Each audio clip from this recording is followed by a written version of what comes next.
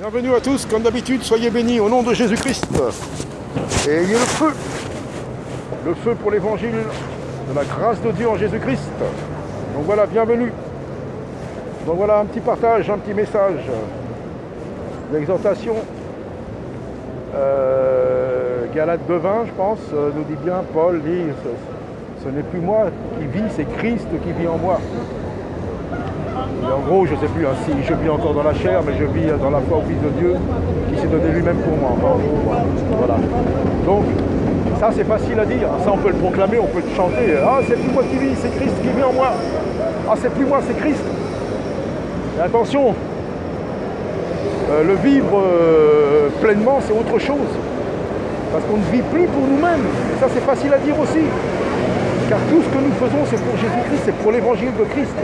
C'est pour ça que les évangiles de l'affirmation du moi, de soi, vous êtes fort, vous êtes puissant, vous êtes des rois, vous dominez. C'est la chair, ça.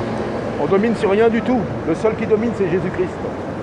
Donc bien sûr, il y a la foi, et Dieu fait des choses merveilleuses, et tout est possible à celui qui croit. En celui que Dieu a envoyé, dans le véritable Dieu, le Dieu qui a créé les cieux et la terre, et le Messie qu'il a envoyé. Voilà la foi. La foi qui renverse les montagnes, la foi qui renverse les raisonnements anti-Christ, contre Christ, non, Dieu n'a pas de Fils, non, ceci, cela. Si Dieu a envoyé quelqu'un, il a envoyé Jésus-Christ. Après le reste, pour l'expliquer, je ne peux pas vous l'expliquer, mais je sais qu'il vit dans le cœur de ceux qui sont sincères. Je sais que Christ vit dans ceux qui se sont vraiment humiliés dans sa présence, qui ont reconnu qu'ils sont pécheurs, qui font des choses merveilleuses, non pas par eux-mêmes, non pas en eux, mais par Jésus-Christ et en Jésus-Christ et pour Jésus-Christ. Ça, je sais qu'il vit. Et Christ vit dans tous ceux qui sont à lui. Donc c'est facile de dire Christ vit en moi. Non. Pourquoi il y en a qui sont toujours en train de murmurer, en train de pleurer, de s'apitoyer sur leur chair? C'est eux qui vivent, c'est plus Christ. Du moment que Christ nous dirige, Christ par son esprit nous envoie, Christ nous protège, Christ il fait des choses merveilleuses à travers nous. Donc c'est ça le message. Christ, ce n'est plus moi qui vis, c'est Christ qui vit en moi. Quand je prêche, je ne me prêche pas moi-même, on ne se prêche pas nous-mêmes. Qu'est-ce qu'on prêche? L'évangile du Christ ressuscité. Donc alors, si c'est plus que moi qui vis, c'est Christ, qu'importe les soucis du monde, qu'importe les choses que les gens disent, le monde n'a rien à voir avec Jésus-Christ, il faut les sortir du monde, les âmes. Et nous sommes là pour sortir les âmes du monde. Alors Christ est là, Christ est vivant, Christ est ressuscité. Et si c'est lui qui vit, mais c'est merveilleux. C'est une véritable bombe spirituelle, ça renverse tous les raisonnements, ça renverse toutes les choses. Christ est vivant, Christ est ressuscité. Donc ce n'est plus nous qui vivons, c'est Christ.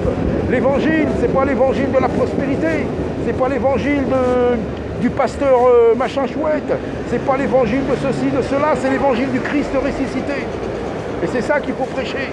Ce n'est plus nous qui vivons, l'Église, elle ne vit pas pour elle-même. L'Église, elle vit pour Christ. L'Église, elle est remplie de Christ. L'Église, elle est fondée sur Christ. Rien que Christ. Voilà, c'est tout ce que je voulais partager.